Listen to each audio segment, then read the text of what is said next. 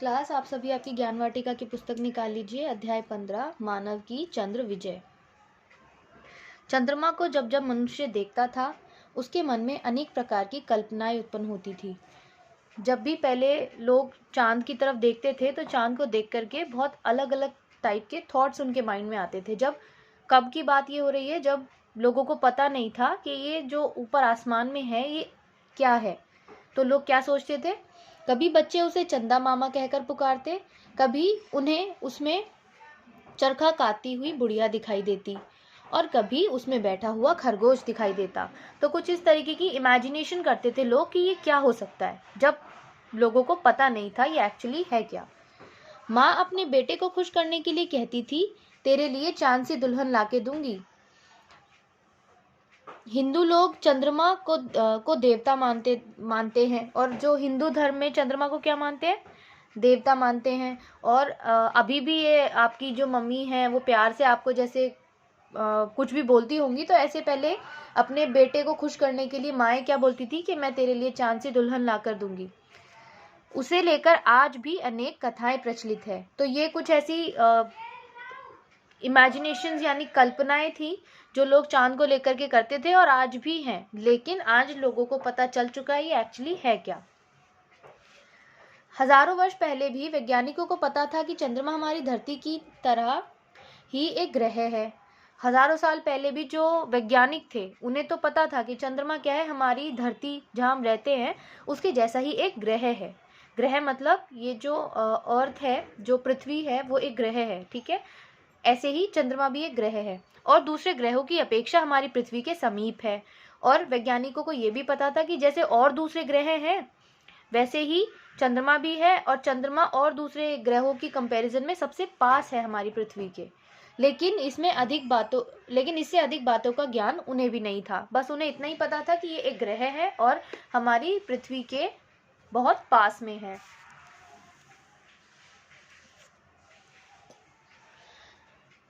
कवि लोग चंद्रमा तक उड़ने की, उसे छूने की कल्पनाएं अवश्य हजारों वर्ष से करते आ रहे हैं। जो कवि लोग थे, मतलब जो कविताएं लिखते थे, वो अपनी कविताओं में तो ये बातें बहुत पहले से करते आ रहे हैं कि चंद्रमा तक उड़ के जाने की या चांद को छूने की, ये उनकी कविताओं में दिखता था। लेकिन ये क्या था, ये सब एक इमेजिनेशन थी जो चल रही थी, लोग सिर्फ इमेजिन करते थे, ठीक है। धीरे धीरे हवाई जहाज बने, आकाश में ऊंचे से ऊंचे उड़ने की उनकी शक्ति बढ़ती गई। तो पहले जो सिर्फ शब्दों में था कि हम आसमान को छुएंगे या चंद्रमा तक उड़ेंगे, हवाई जहाज के बनने के बाद जो ऊपर उड़ने की शक्ति थी मनुष्य की, वो बढ़ गई। वैज्ञानिकों के मन में एक आशा जागी कि किसी दिन चंद्रमा तक अवश्य पहुंचा जा सकेगा। अब जब हवाई जहाज बना और ऊपर उड़ने की क्षमता बढ़ी, तो फिर वैज्ञानिकों के मन में भी ये बात आई कि इतना पॉसिबल हुआ है तो चांद तक भी हम पहुंच सकते हैं। अपनी इस इच्छा को पूर्ण करने के लिए वैज्ञानिक ऐसे यंत्र की खोज में लग गए जो आकाश में बहुत ऊंचाई पर हजारों किलोमीटर प्रति घंटे की गति से उड़ सके। और फिर इसी अपनी इच्छा को पूरा करने के लिए वैज्ञानिकों ने क्या किया, एक ऐसा यंत्र बनाने में लग गए जो क्या हो, हजारों किलोमीटर प्रति घंटे की रफ्तार से ऊपर ऊंचा उड़ सके। क्योंकि चंद्रमा क्या है, बहुत दूर है, तो स्पीड उस यंत्र की क्या होनी चाहिए, जो गति मतलब स्पीड बहुत ज़्यादा होनी चाहिए। तो इस तरीके का कुछ यंत्र बनाया जाए। बहुत परिश्रम और खोज के बाद रॉकेट का आविष्कार हुआ। आविष्कार मतलब कुछ नया बनाना, ठीक है। तो रॉकेट का आविष्कार किया बहुत सारी मेहनत, परिश्रम मतलब मेहनत के बाद और खोज के बाद। रॉकेट एक ऐसा शक्तिशाली यंत्र था जो अंतरिक्ष यानों को आकाश की बहुत ऊंचाई तक पहुंचा सकता था। जो अंतरिक्ष यान होते हैं उन यान को रॉकेट में रख करके और बहुत ऊंचाई तक पहुंचाया जा सकता था। पहल अक्टूबर 1957 में रूस ने एक रॉकेट आकाश में भेजा। सबसे पहले रॉकेट आसमान में या आकाश में किसने भेजा था, रूस ने। कब, 1957 में, ठीक है, जिसे स्पुतनिक कहा गया। उस रॉकेट का क्या नाम था, स्पुतनिक, ठीक। रूस ने सबसे पहले 1957 में स्पुतनिक नाम का एक रॉकेट भेजा, ठीक है, अक्टूबर 1957। अमेरिका भी इस क्षेत्र में पीछे नहीं रहा, वह भी इसी तैयारी में लग गया। कुछ समय बाद इन अंतरिक्ष यानों में तरह तरह के रेडियो यंत्र लगाए गए और पृथ्वी से इन यानों तक आसानी से संदेश भेजे जाने लगे। मतलब धीरे धीरे और भी ज्यादा नई नई चीजें ट्राई की गई और फिर ऐसे यंत्र लगाए गए इन अंतरिक्ष यानों में, जिससे क्या किया गया, बहुत ऊपर से, आकाश से धरती तक, पृथ्वी तक मैसेज भेजे जा सके। ठीक है, संदेश मतलब मैसेज। रूस और अमेरिका दोनों ने ही ऐसे यान बनाने में सफलता प्राप्त कर ली जिनसे धरती से न केवल संदेश भेजे जा सके और उन्हें ग्रहण किया जा सके, ग्रहण मतलब प्राप्त किया जा सके, ठीक है, पाया जा सके, बल्कि उन्हें धरती पर वापस भी उतारा जा सके। पहले पहले तो क्या था, रॉकेट भेजना, रॉकेट में अंतरिक्ष यान को रख करके भेजने तक सफल रहे, फिर वहां से मैसेज पाने तक सफल रहे, फिर मैसेज भेजने और पाने का काम होने लगा, और उसके बाद उन अंतरिक्ष यानों को वापस लाने तक का भी यंत्र बनाए जाने लगे। रूस ने 1959 में लाइका नाम के एक कुत्ते को अंतरिक्ष में भेजा। अभी तक हमने क्या पढ़ा था, अक्टूबर 1957 में रूस ने सबसे पहला रॉकेट भेजा, स्पुतनिक। ठीक, उसके बाद बहुत सारे और भी आविष्कार हुए और फिर रॉकेट से मैसेज भेजे जाने लगे, लेकिन सबसे पहले रॉकेट भेजा स्पुतनिक। और सबसे पहले अगर कोई जीव गया, मतलब जिंदा जो जीव था वो गया, वो कौन था, एक कुत्ता जिसका नाम क्या था, लाइका। कब भेजा था, 1959 में। यह यान हजारों किलोमीटर प्रति घंटे की गति से पृथ्वी की परिक्रमा करके वापस लौट आया। जिस यान में लाइका को बिठाकर भेजा था वो हजारों किलोमीटर प्रति घंटे की रफ्तार से पृथ्वी की परिक्रमा करके, मतलब हमारी पृथ्वी का एक पूरा चक्कर लगा के वापस लौट आया। ठीक है, 12 अप्रैल 1961 को रूस ने यूरी गागरिन को अंतरिक्ष यान से आकाश में भेजा और अनेक आवश्यक सूचनाएं इकट्ठी की। तो सबसे पहले रॉकेट किसने भेजा, रूस ने। 1957 में स्पुतनिक। सबसे पहले जीव कौन गया, कुत्ता जिसका नाम था लाइका, 1959 में गया। फिर 1961 में सबसे पहले इंसान कौन गया था, यूरी गागरिन। लेकिन अभी चांद पर नहीं पहुंचे हैं, अभी सिर्फ स्पेस की बात हो रही है। ठीक है, अंतरिक्ष की बात हो रही है।